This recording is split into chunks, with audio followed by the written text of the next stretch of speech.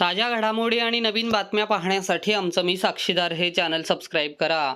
13 मे 2024 रोजी लोकसभा निवडणुकीदरम्यान पनवेलमध्ये आलेल्या पावसामुळे रायगड जिल्हा परिषद शाळा धोधाणी येथे मतदान केंद्रावर शाळेचे पत्रे आणि समोर बांधलेल्या मंडपाचे नुकसान झाले।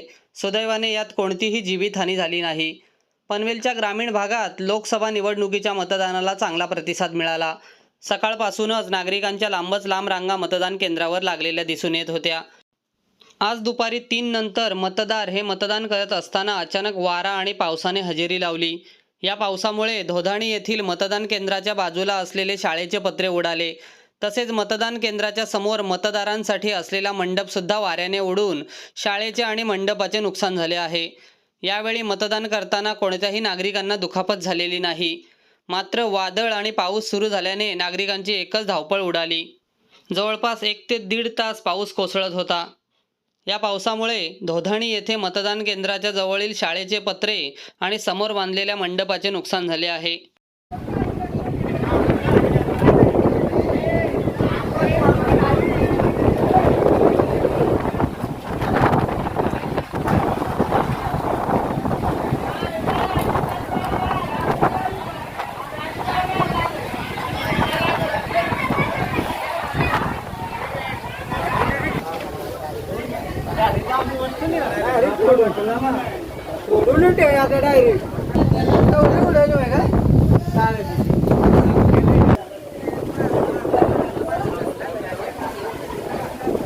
डायरेक्ट